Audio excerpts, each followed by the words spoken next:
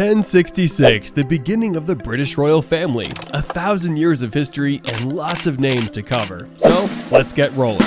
King William I the Conqueror, 1066 to 1087. The Norman conquest, which is code for the French conquest, was led by William the Conqueror. People had many children because it was the olden days. However, this family tree will omit many of them on each branch to keep things simple because not every child is essential.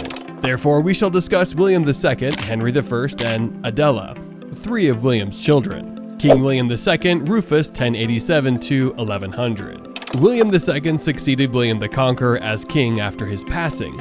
William II never wed and passed away in a hunting accident. Went out with Henry on a Bros Day, which delivered Henry I to the throne. King Henry I, 1100 to 1135. At least 26 children were born to Henry I, but only 2 of them were genuinely legitimate. His knights were sworn to honor Empress Matilda by crossing their hearts, hoping to die, or placing a needle in their eyes, after he declared his daughter would rule after his son died in a shipwreck.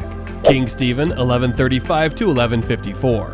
However, when Henry I passed away while Matilda was in France, many of them disregarded this while her nephew Stephen hurried to Westminster, using speedier army diplomacy to become the first to be crowned. Empress Matilda eventually returned and ignited a civil war that lasted for decades, but was essentially at a standstill because turtling was a successful RTS strategy in the 1100s.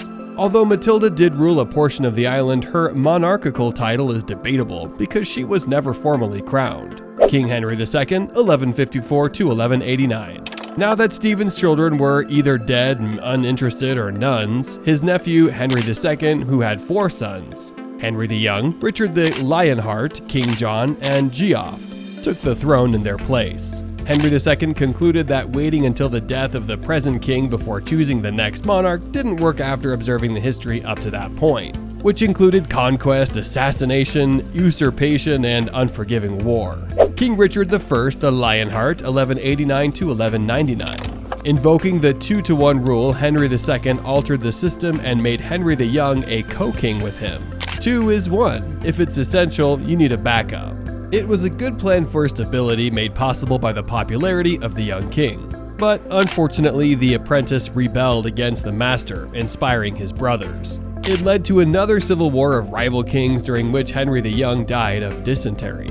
Henry the Elder died of fever, and Richard I assumed the throne. King John, 1199 to 1216, to King Edward III, 1327 to 1377. After Richard came John, followed by the successions of 4 successive eldest sons: John, Henry III, Edward I, Edward II, and finally Edward III. In reality, Isabel of France, also known as the She-Wolf of France or his wife, overthrew Edward II. She assumed the role of their son's regent after removing her spouse. Each of these arrows sweeps a small amount of complexity under the rug. None of Edward III's 5 sons, Edward the Black Prince, Lionel, John Edmund, and Thomas, would succeed him as king. King Richard II, 1377 to 1399. The Black Prince would have succeeded Edward III when he passed away, but since he was already deceased, Richard, now II, received the kingdom instead.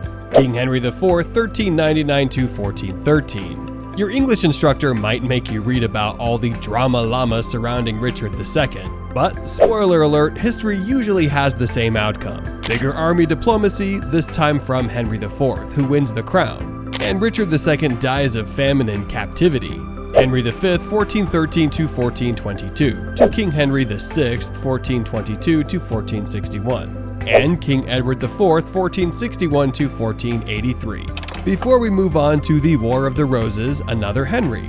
The shortest version ever is that Henry III's great-great-grandsons fought it out, although one of them was dead for part of the battle, but we can't get into that right now. So, Henry VI to Edward IV to Henry VI to Edward IV. This war terrorizes history students across the nation who have to deal with this family tree that has been simplified to explain why everyone was angry. King Edward V, 1483, and King Richard III, 1483 to 1485. On his deathbed, Edward IV handed the throne to his son, but because he was 12, he needed protection. So Richard, his best ever uncle, agreed to look after him incredibly well.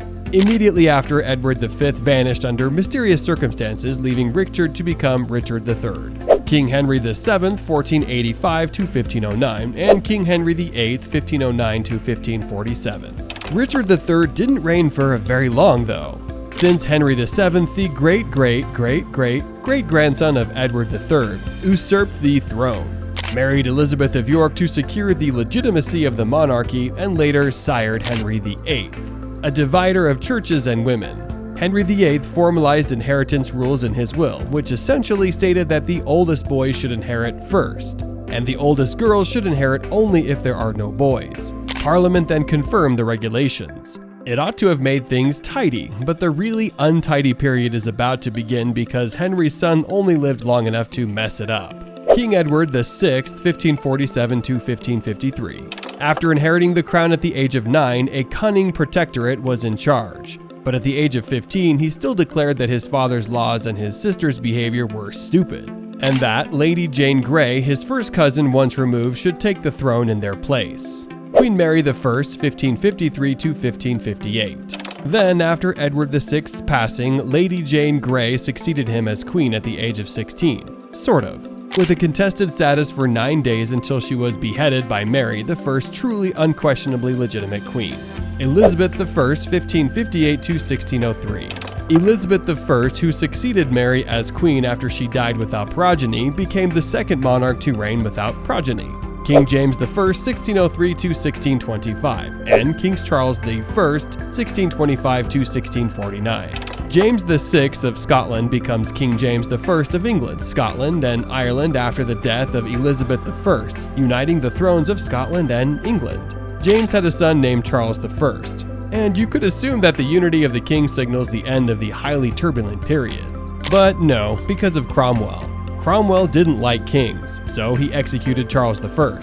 He then said that there would be no more royals and appointed himself the Lord Protector, unlike a king, even though he was in charge and the position had been passed down to his son, King Charles II, 1660 to 1685. However, the Cromwells were overthrown mainly because his son was a posh country squire who disregarded Rule 0. Keep the army content, allowing Charles's son Charles II to restore the throne. King James II, 1685 to 1688. James II, as the next in line after his brother Charles II, produced numerous children, all of whom were not his legitimate offspring. James II, however, was a Catholic, and since Henry divided the church, Catholics had a deficient level of support.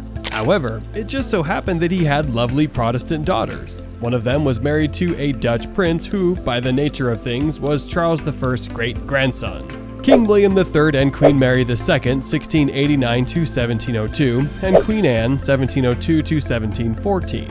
The troops and nobles essentially urged William and Mary to invade, and James II fled due to how unpopular James was and how well-liked they were. William and Mary shared the throne as co-monarchs, but the kingdom passed to Queen Anne because they were childless. Despite her efforts, she became pregnant 17 times.